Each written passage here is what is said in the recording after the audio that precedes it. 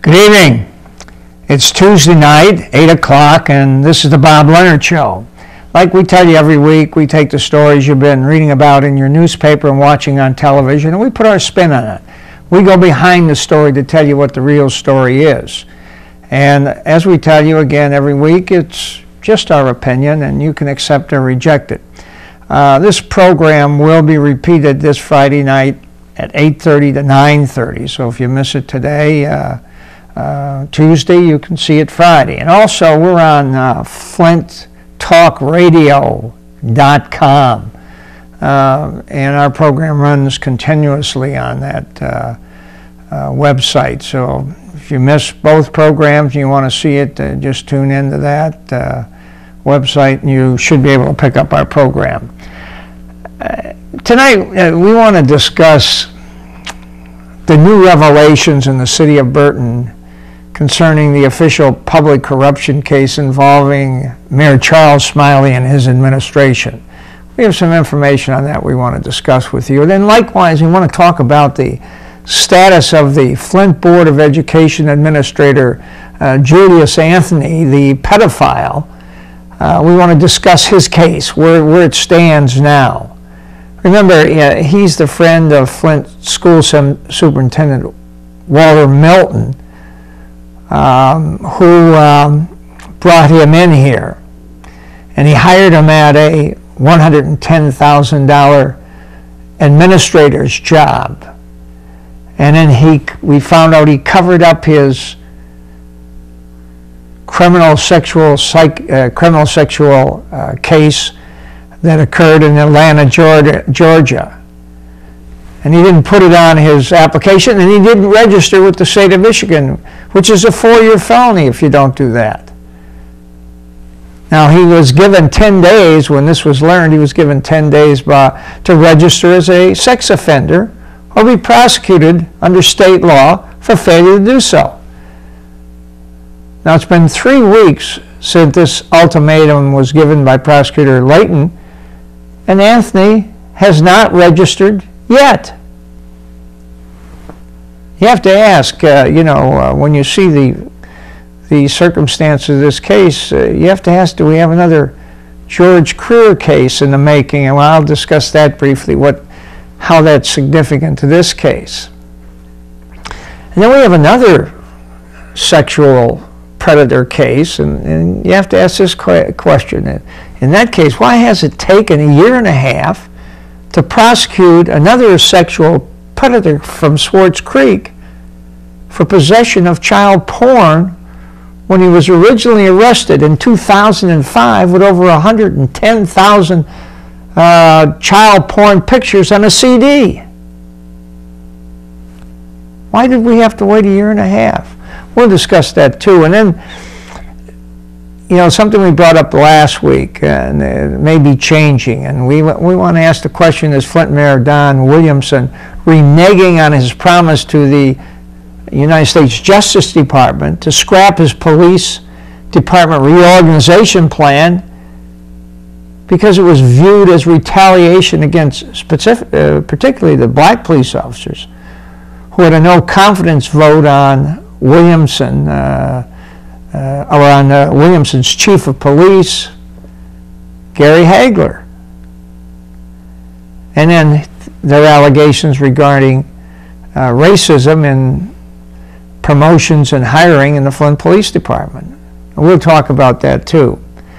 And then we have to ask the question, is there a little hypocrisy in Chief Hagler appearing before the United States Congress to testify about the need for the federal government to continue to fund the community police program in Flint when Flint's program has been non-existent for years? Shouldn't he have disclosed this to the congressman and senators at this committee meeting that he attended and he appeared before to give his testimony? Well, we talk about those things too. 3 weeks ago, Genesee County Prosecutor David Layton commented to the press he would give the fired Flint Board of Education Administrator Lucas Anthony 10 days grace period to register as a sex offender after it became known that Anthony had been convicted of a sexual attack on a 3-year-old boy in Georgia in 1998-99. You know, such a conviction required Anthony to register under the law as a sex offender with the state police when he came to Flint in the first place. He began working at the Board of Education last August, living in Flint. Now, as of yesterday, 21 days after Layton's apparent ultimatum, Anthony still hasn't registered. Here's Channel 12's story on Layton's warning to Anthony. Play that, would you please? To an ABC 12 investigation. The Genesee County prosecutor says that Julius Anthony failed to register when he moved to Michigan to work for the Flint School District. Anthony resigned last month after a background check revealed he was charged with child molestation in Fulton County, Georgia in 1996. 4 years later, he pled guilty to a lesser charge. Now, according to the prosecutor, a notice has been sent to Anthony's Flint address requiring him to register within 10 days. The penalty for not registering as a sex offender, 4 years in prison. You know, as he said, failure to register is a 4-year felony in Michigan. We said in this program a pedophile who, like Anthony, should have been given no consideration, but immediately prosecuted for the crime of failing to register, and if convicted, sent to prison for 4 years. Why are we giving this guy any kind of a chance to avoid this? And another thing, this is Milton's protege and business partner. You know, it's hard for me to believe Milton was not aware of Anthony being a pedophile, a predator. He says he didn't. You know, he was, around this time, he became an associate of Anthony. And he didn't know. And he also took him to New York as administrator when Milton became superintendent of a New York district where we had gotten him from. We got both these guys from that district. And this was after the assault on the child in Georgia.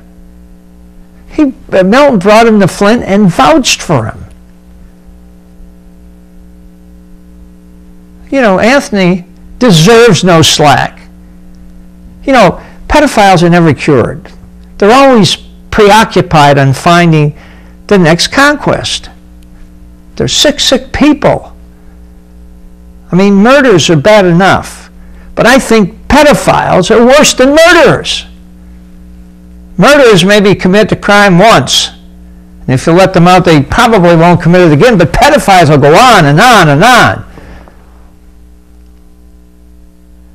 And he's an unmitigated liar. His application, he puts on there he has a master's degree. They check with the school, no master's degree. Why didn't they check 9 months ago? He says he has no criminal record. According to the application, he put no, he checked no. He lied about that. Why wasn't that checked out? Why did it take 9 months, 10 months to check it, and only after the teachers' union filed an FOI for their records? They may never have disclosed it if it wasn't for the union. And then it says he was an elementary school teacher in a public school. He wasn't a teacher in a public school, according to the St. Louis Dispatch. He was a principal for a short period of time at a private school. Then he was let go or quit. And you have to ask, why was that? Did anybody check it out? Now we know he's a predator. If he's a predator now, he was a predator then. We didn't look into it. And now you look at the sequence of stories here that were in the Flint Journal about this thing. Here's a story, it's the first one. It says, administrator didn't disclose 2000 conviction. This was September 27th. And in it says, among other things, in an application dated July 28, 2006, you know, this is July, and signed by Anthony on August 1st, Anthony checked the no box in answer to a question that asked if he had ever been convicted and pled guilty or no contest to a crime. He said no. Then the application went on. In his application, Anthony said he earned a bachelor's degree at Howard University in 1998 or 88 and a master's degree at Clark Atlanta University in Atlanta. And that wasn't true. He said he worked as a full-time first-grade teacher in the St. Louis public schools from January 91 through June of 93 and January 98 to March 99, and was a director of education in St. Louis from October 1st or October 2001 through April 2003. According to the St. Louis Post-Dispatch newspaper, Anthony was principal of a city academy, a private elementary school that opened in the fall of '99 but was dismissed from the school early in 2009. What happened there? Why was he dismissed? We should know that. Did anybody check it? Apparently not. Milton said he and Anthony became acquainted in 2000 and together consulted on leadership and curriculum instruction issues with teachers and administrators.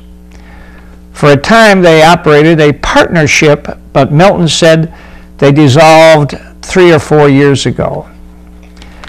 Anthony also worked as a consultant in the Fallsburg Central School District in New York with Milton before Milton was hired in Flint.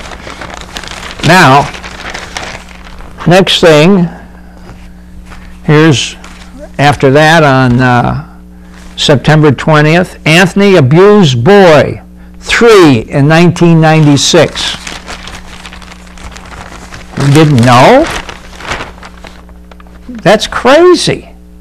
It goes on here to say in December 2005, the Flint Board of Education voted 7-1 to hire Anthony as a consultant to the school superintendent, Walter Milton. He gets $10,000 a month. That was in 2005 he came in here. In July 2006, the board voted 5-3 to extend Anthony's contract for 1 month. In July 26, the board voted 5-1 to hire Anthony as the district's executive director of curriculum and instructional services and to pay him $110,000. On September 22nd, Anthony is suspended by the district. September 25th, he resigns. Now, here's an interesting part of the story. It says, this is on September 28th, but anyway, it's scandal draws call to oust Milton. And in the article, there's a quote here. It says, but some community members are questioning whether that's true. That is, Milton said he had no knowledge of Anthony's criminal history before Friday. The people question whether it's true given Milton and Anthony's past relationship. And there's a quote, I just feel he knew. A person named Mr. Russi said, this is your friend, your personal friend, your buddy, your business partner. You had to know. So there's, now here's the last thing. This is on, after all this is disclosed, on October 5th, 2006, board backs Milton. With all these problems, all the things that happened here, not only with Anthony, but with Milton himself, when he misrepresented his application, and we keep him? What's that all about? Now, here we have this ultimatum given to Anthony. And what does he do about it? He doesn't register. He skips town. Can you play that next tape, please? Recently resigned as the district's director of curriculum after his background check revealed a child molestation charge involving a 3-year-old in Georgia. Well, tonight, TV5's David Custer went looking for answers and has his story from Flint. Yeah, you guys, the announcement was made today by the prosecutor that Anthony has 10 days to register as a sex offender, and right here at his apartment there's a lot of suspicious activity going on. That moving truck right there has been loaded up by a group of friends. We did talk to them, we confronted them. They would not say whether or not it was Anthony's apartment that was being emptied out, but there was a lot of suspicion, and they just finished packing up. This is Julius Anthony's apartment. As we've showed you in previous stories, TV5 received a tip that he came back to his apartment today and was moving out. It's the same day the prosecutor announced that Anthony has 10 days to register as a sex offender to avoid the risk of an arrest warrant being issued. Anthony resigned as an administrator in the Flint School District after it was revealed on his background check that he had a child molestation charge on his record. No. Are you unloading Mr. Anthony's house? Are you unloading his apartment? You better get out my face. They blocked our view inside the apartment complex. Thank you. Then when they pulled away, they stopped at the back of the building, and look what happened. Mr. Anthony, are you going to register as a sex offender?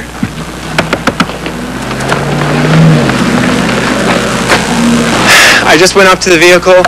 I don't know if you heard, but they were saying, get in the car, get in the car. I'm almost positive that was him. They tried to block the window. I've seen him before at school board meetings. That was him. They were acting very frantic, trying to block the window from letting me see who was in there. I said, Mr. Anthony, is that you? I'm pretty sure, I'm almost positive that I identified him myself. And the way they were acting about him, trying to get him into the car, that was Mr. Anthony who just got into that vehicle. In Flint, David Custer, WNEM TV5. You remember what I said at the beginning here, this looks an awful lot like the George Crear case, and I want to tell you about that case so you understand what I'm talking about. You remember him? He sexually assaulted 11, 12, 13-year-old girls over a number of years while a teacher at Whittier Middle School back in the late 70s, into the 80s. Now listen to this, when the Flint School Board learned of Crear's